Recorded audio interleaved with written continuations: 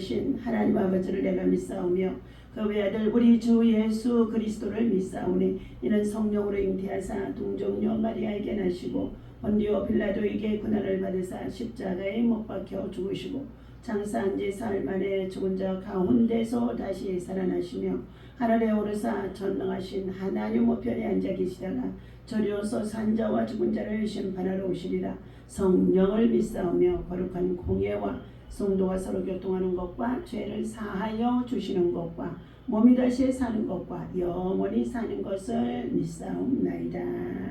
아멘. 살아계셔서 우리의 찬양과 경배를 받으시기에 합당하신 여호와여, 오늘도 믿음으로 거룩한 성일 아침 새벽 주님 앞에 나와 찬양하며 경배할 수 있도록 인도하시고 은혜 베푸시며 축복해 주시니 감사합니다. 하나님께서 우리의 인간과 모든 만물의 창조주이십니다. 하나님께서 우리의 모든 심령까지도 살피시고 감찰하시는 분이십니다. 오늘도 고통당한 자, 약한 자, 병든 자, 그리고 하나님 환난 속에 있는 자들을 위로하시고 구원하시고 은혜 주심을 믿습니다. 온 백성이 여호와께로 나와 예배하는 거룩하고 복된 주일 부활 아침이 되게 아버지 하나님 역사하여 주시옵소서. 부활하신 주님을 기뻐하며 주님 앞에 찬양과 경배하는 주의 제자들마다 큰 영광 받아 주옵소서. 오늘도 하나님의 영광이 하나님의 은혜가 우리 가운데 충만하기를 간절히 원하옵고 우리 주 예수님의 이름으로 기도하옵나이다. 아멘. 오늘 요한계시록의 12장의 말씀 우리 함께 1절에서부터 6절까지 말씀 읽도록 하겠습니다.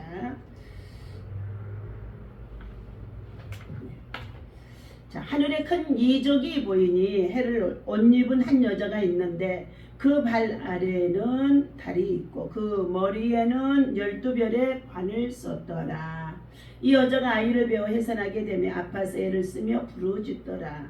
하늘에 또 다른 이적이 보이니 보라, 한 큰 붉은 용이 있어 머리가 7이요 뿔이 10이라.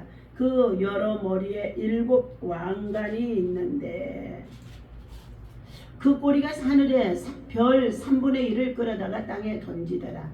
용이 해산하려는 여자 앞에서 그가 해산하면 그 아이를 삼키고자 하더니 여자가 아들을 낳으니 이는 장차 철장으로 만국을 다스릴 남자다. 그 아이를 하나님 앞과 그 보호자 앞으로 올려가더라. 그 여자가 광야로 도망하며 거기서 1260일 동안 그를 양육하기 위하여 하나님께서 예비하신 곳이 있더라. 아멘. 할렐루야. 오늘도 주님의 이름으로 여러분을 사랑하고 축복합니다. 하나님의 사랑과 은혜와 평강이 여러분 속에 충만하기를 예수님의 이름으로 축원합니다. 자, 지난 요한계시록의 11장에서 주신 말씀은 성전의 측량과 두 증인 그리고 7째 천사의 나팔에 관해서 말씀을 나누었습니다. 자, 7째 천사가 나팔을 불매 그리스도의 나라, 그리스도의 권세자가 등장하게 되어지면서 세상 나라를 이기고 고난당하는 자를 위로하는 장면이 나왔죠.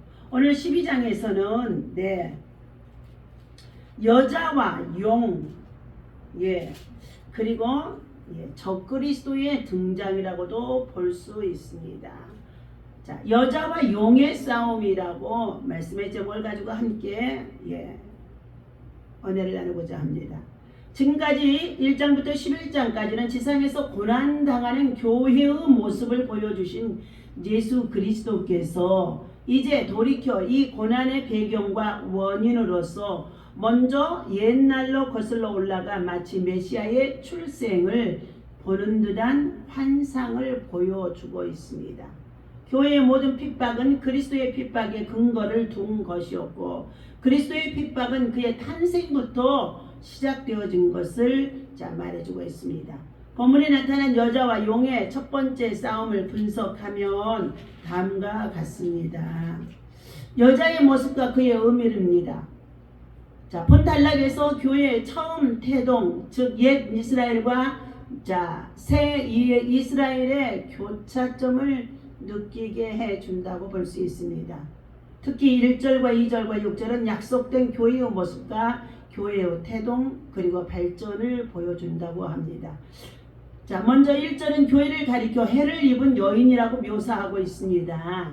해와 같이 눈부신 여자의 모습은 찬란한 주의 영광 및 광채를 덧입고 있을 뿐만 아니라 그 속에 빛을 지니고 있는 교회 자체의 속성과 성품을 보여주고 있습니다. 비록 이 세상에서 교회의 역사와 힘이 허약하고 불안정해 보이기는 하지만 그 발 아래 영원성을 상징하는 달이 있고 택함 받은 신부님을 암시하는 12별의 면류관을 쓰고 있는 여인의 모습을 통해 교회가 참으로 거룩하고 힘이 있으며 또한 영광스러운 품성을 지니고 있음을 보여주고 있습니다. 이처럼 교회는 지상에서는 비록 보잘것없고 또 비난과 조롱을 받지만 하나님의 편에서는 지극히 중요하고 영광스러운 존재라는 것입니다. 우리는 이러한 사실을 기억하고 그리스도의 몸된 교회를 위하여 더욱 충성하고 헌신하는 믿음의 자세를 갖추어야 할 것입니다. 또한 2절에 의하면 여자가 아파서 부러지는다 했습니다. 네. 이 여자가 아이를 베어 해산하게 되며 아파서 예를 쓰며 부러지더라 그랬습니다. 네. 이것은 이 해산의 고통은 옛 이스라엘에도 또 새 이스라엘에도 있었다는 것입니다. 옛 이스라엘은 메시아를 대망하면서 고통 중에 허덕인 모습입니다. 즉 신앙 공동체인 이스라엘은 새로운 시대와 도래와 메시아의 광림을 알리는 표로 언제나 고난을 많이 받아온 것을 상징해주고 있습니다. 이사야서 26장 17절과 66장 7절, 미가서 4장 10절과 5장의 3절에서 잘 말씀해주고 있습니다. 뿐만 아니라 그리스도 안에서 새로운 언약인 공동체인 교회도 해산의 고통을 겪고 있다는 것입니다.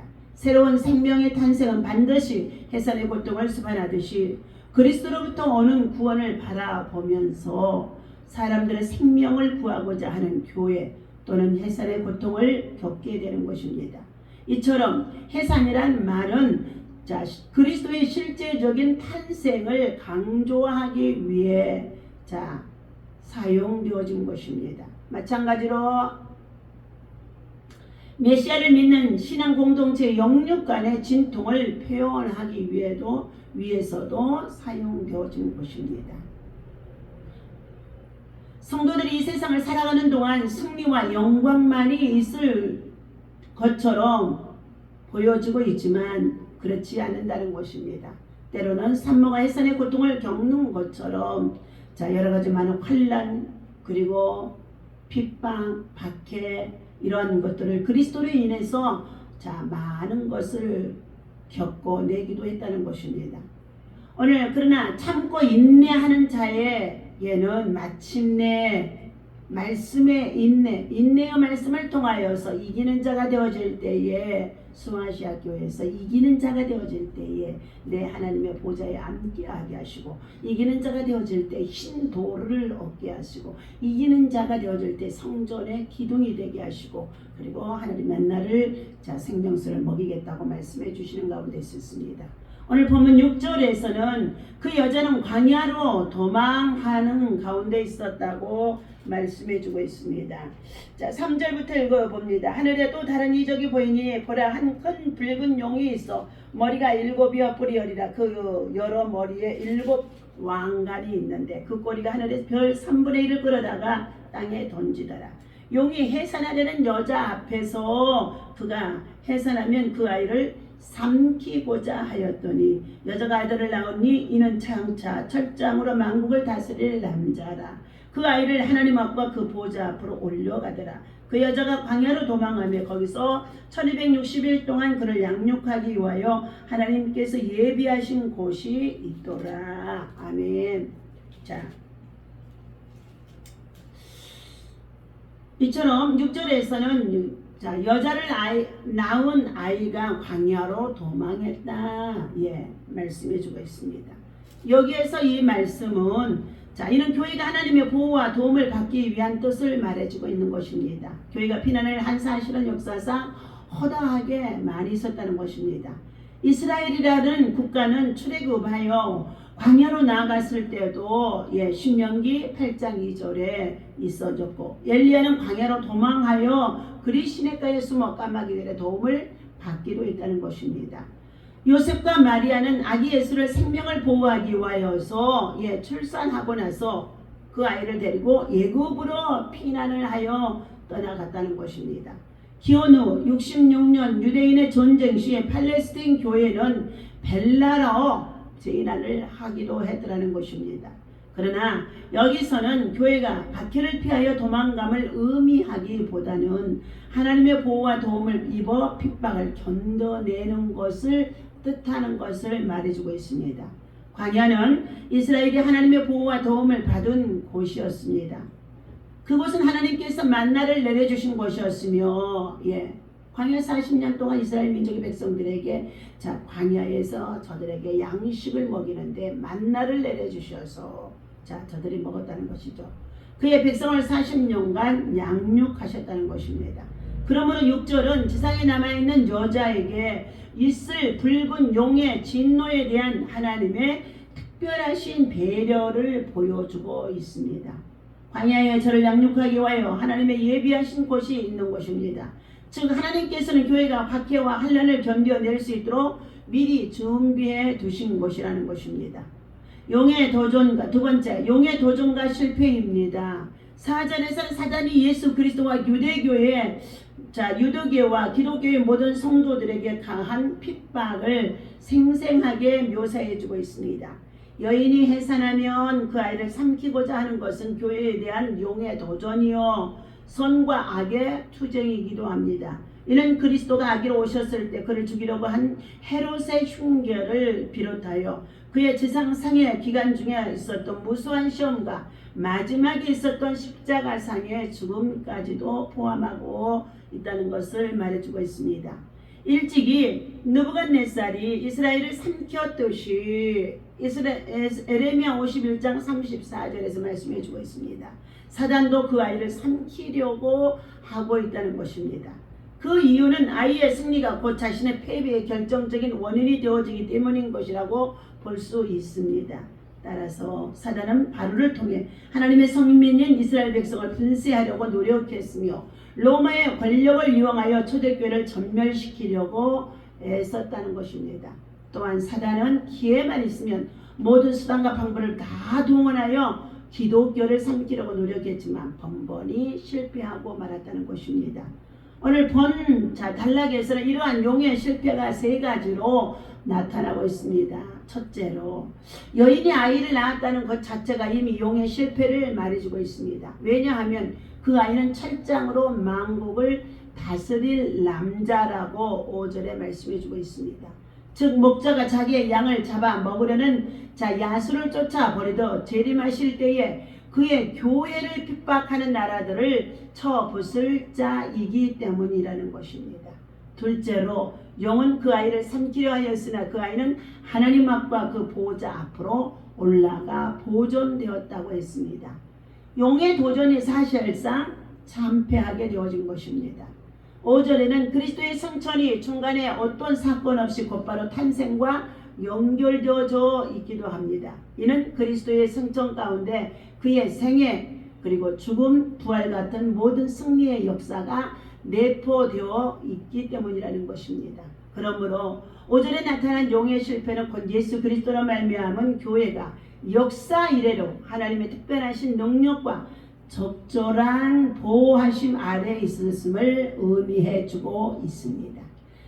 교회는 사단의 도전에 대한 그리스도의 완전한 승리를 출발하였으며 또한 사단의 끊임없는 도전 속에서 지속적으로 승리하게 될 것이라는 것입니다. 세 번째로 용은 아이를 삼키지 못했을 뿐만 아니라 그의 어머니조차 해하지 못했다고 6절에서 말씀해주고 있습니다. 하나님께서 이미 그녀의 안정과 양육을 위해 예비하신 곳으로 그녀를 이끄셨고 보호하셨기 때문이라는 것입니다.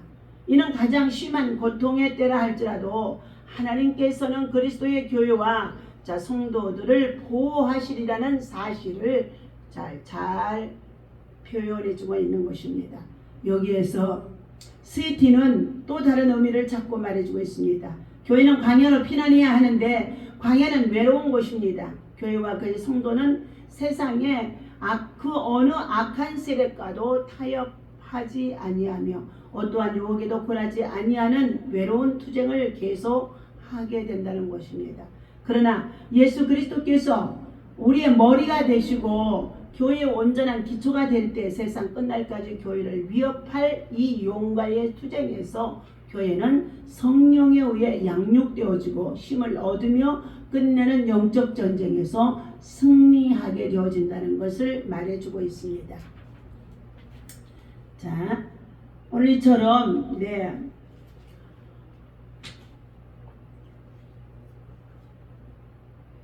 12장의 3절 말씀을 잠깐 살펴보도록 하겠습니다. 하늘에 또 다른 이적이 보이니 보라 한 큰 붉은 용이 있어 머리가 7이요 뿔이 10이라 그 여러 머리에 7 면류관이 있는데 뿔이 10개나 달리고 그리고 어떻게 해요? 그 머리에 7 면류관이 있다는 것입니다. 참 희한하죠. 또 다른 이적은 1절에 언급된 이적과 같은 개념으로 큰 붉은 용을 가리키고 있습니다.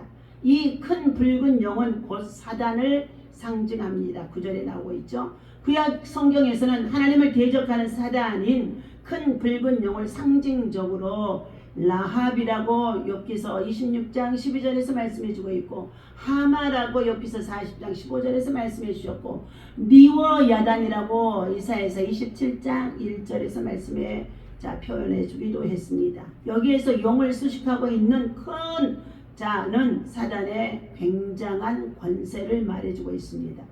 붉은 피르로스는 지옥과 피의 색깔로 사단의 살인하는 성격을 나타내고 있다는 것입니다. 한편 용이 7 머리에 7 면류관을 쓴 것은 사단이 하나님의 용인 하에 세상을 지배하는 왕의 권력을 소유하고 있음을 시사해 주고 있다는 것입니다. 그래서 계시록 13장 1절과 19장 12절에서 이렇게 7 면류관을 쓴 용에 대해서 또 말씀을 해주고 있습니다. 12장 4절의 말씀입니다. 그 꼬리가 하늘의 별 3분의 1을 끌어다가 땅에 던지더라 그랬습니다. 하늘의 별에 대한 견해는 두 가지입니다. 학자는 사단의 굴복한 성도들을 가리키기도 한다고 말하고 있습니다. 또 다른 자는 용의 추적 세력으로서 하나님께 대적한 타락한 천사들을 가리키기도 하고 있습니다.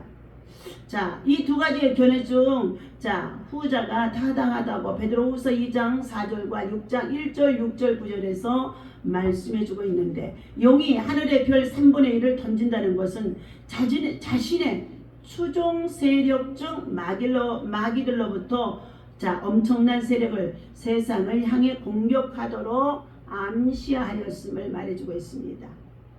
용이 해산하는 여자 앞에서 그가 해산하면 그 아이를 삼키고자 하더니 용이 아이를 삼키고자 하는 것은 역사적으로 헤롯이 아기 예수를 죽이기 위해 베들레헴과 그 지경에 있는 2살 이하의 남자들을 모두 살해한 것을 위시하여 마태복음 2장의 16절이죠. 예수의 생애 동안 그를 죽이려 시도했던 것 누가복음 4장 28절에서부터의 30절입니다. 포함하여 마침내 그리스도를 십자가에 못 박아 죽게 한 사건들을 상징하기도 한다는 것입니다. 즉 사단은 그리스도의 탄생과 십자가의 죽음과 부활 때까지의 그리스도의 사역을 방해하고 있습니다. 이처럼 오늘 13장 1절 말씀과 9절의 말씀을 읽어드립니다. 내가 보니 바다에서 한 짐승이 나오는데 뿔이 10이요 머리가 7이라 그 뿔에는 10 왕관이 있고 그 머리들에는 신성 모독하는 이름들이 있더라. 내가 본 짐승은 표범과 엽시다고 그 발은 고무의 발 같고 그 입은 사자의 입 같은데 용이 자기의 능력과 보좌와 큰 권세를 그에게 주었더라. 9절 읽어줍니다. 누구든지 귀가 있거든 들을지어다. 예. 사로잡힐 자는 사로잡혀 갈 것이요 칼에 죽을 자는 마땅히 칼에 죽을 것이니 성도들의 인내와 믿음이 여기에 있느니라. 자, 용의 박해, 짐승의 박해, 적그리스도의 박해가 있어지는 사건을 말해주고 있습니다. 지상의 교회는 성경에 나타난 적그리스도 때문에 어려움을 당하게 되어줍니다. 적그리스도는 정체는 붉은 왕이라고, 붉은 용 왕이라고도 합니다. 하늘의 큰 이적인 여자, 사도 요한이 본 이적은 한 여자의 인상입니다. 이적은 셈의 이론, 기적, 표적, 상징, 놀라운 이적을 의미하기도 합니다. 하늘의 큰 표적의 여인은 해를 옷 입은 여자, 달을 발 아래 밟는 여자, 그 머리에 12관을 쓰고 있는 여자, 해산의 아픔을 부르짖는 여자인 것입니다. 이 해산의 고통을 느끼는 여자는 곧 교회를 상징하고 있다는 것입니다. 큰 붉은 용, 한 큰 붉은 용은 사단을 말하고 있습니다. 빛이 붉은 것은 그가 극도로 잔인한 살인적인 증오심을 불타는 것을 상징해주고 있습니다. 사람이 참기 어려운 분이라면 얼굴이 붉어지는 것 같이 붉은 용과 사단과 공산주의를 상징하기도 하고 있습니다. 그러므로 그들은 음흉하여 그들의 괴계를 알 수 없고 악을 내는 자들로 쓰임을 받고 있다는 것입니다. 여자와 붉은 용에 대해서 5절과 6절에 여자가 아들을 낳으니 이는 장차 철장으로 만국을 다스릴 남자라. 그 아이를 하나님 앞과 그 보좌 앞으로 올려가더라 라는 말은 교회가 하나님의 보호를 받아 승리하게 될 것을 상징하는 것을 말해주고 있습니다. 뱀을 상하게 할 자는 예수 그리스도밖에 없습니다. 사단을 상징할 자는 사단을 멸할 자는 예수 그리스도밖에 없습니다. 자, 뱀을 상하게 할 자, 곧 용, 사단은 예수님의 공생의 시작에서부터 계속 도전해 왔던 것입니다. 오늘날 교회도 사단, 영적인 전쟁, 마귀와의 전쟁, 자, 악과의 전쟁 계속적으로 대적해 오는 가운데 있습니다. 오늘 여자는 아이 메시아를 산출하나 용과 뱀은 모든 것을 총동원하여서 메시아의 나타나심을 완전히 비방하고 박해하고 핍박하고 그리고 괴롭게 하는 가운데 있습니다. 그러나 하나님께서 여자와 아이를 하늘로 올려 가시더라는 것은 여자와 아이는 교회를 상징하는 의미로 보고 교회가 하나님 앞에서 보호를 받을 수 있도록 들림을 받게 하는 가운데 있는데 이것은 휴거를 상징해 주는 의미도 되기도 하는 줄로 믿습니다. 오늘 이와 같이 적그리스도의 출현, 한 큰 붉은 용, 그리고 여자와 용의 싸움에 대해서 말씀을 나누었습니다. 이처럼 이 말씀을 가지고 오늘도 사랑하는 저와 여러분들 장차 되어질 일이라는 것입니다. 이전에도 있었고 지금도 진행되어지며 장차 되어질 일이라는데 우리는 이 마지막 때가 되어진 이때에 요한계시록의 이 말씀을 통하여서 우리가 읽고 그리고 전개되어질 일들이 어떻게 되어지는지 시대를 살피면서 깨어있는 믿음의 사람, 기도하는 믿음의 용사가 되시기를 예수님의 이름으로 간절히 축원합니다. 기도하겠습니다. 우리는 사단과 그의 추종자들의 힘이 얼마나 강력한지 오늘 성경을 통하여서 용과 여자의 싸움과에 대해서 말씀해주고 있습니다. 그러나 우리는 영적 전쟁, 믿음으로 기도하고 돌파하고 나아갈 수 있는 강한 믿음의 용사들이 되어줄 수 있도록 말씀 위에 굳게 서게 하시고 말씀을 붙잡고 기도할 때마다 원수 마귀들이 아버지 하나님의 파쇄되게 도와주시옵시고 하나님 날마다 우리는 말씀을 가지고 붙잡고 우리의 삶에 적용하게 도와주셔서 믿음으로 승리할 수 있도록 승리의 면류관, 영광의 면류관을 쓸 수 있도록 인도하여 주시옵소서. 우리는 진리를 악을 대적하는 일에 게을리하거나 두려워해서는 안 될 줄로 믿습니다. 지금은 적그리스도들이 등장하여 온 세상을 혼돈에 빠지게 하며 그리고 하나님 아버지 세상 나라를 지배하고자 하는 가운데 있습니다. 최후의 마지막 때라는 것을 알게 하여 주셔서 만물의 마지막이 가까웠으니 너희가 정신을 차리고 깨어 근신하며 참으로 하나님 무엇보다도 서로 사랑하며 주의 말씀을 전하며 가르치며 교육하며 그리고 복음을 위해서 살아갈 수 있는 우리 모든 성도들 되어줄 수 있도록 하나님께서 굳게 무장하여 주옵소서. 머리서부터 발끝까지 믿음의 전신갑주로 무장하게 하여 주옵소서. 기도하는 믿음의 용사만이 세상을 이기고 마귀를 이기고 여러가지 시험을 이길 수가 있는 줄로 믿습니다. 모든 영광 주님이 받아주실 것을 믿고 선한 영향력으로 살아갈 수 있도록 아버지 하나님 강하게 무장하여 주옵소서. 우리 주 예수 이름으로 간절히 기도하옵나이다. 아멘. 주 이름을 하고 마칩니다.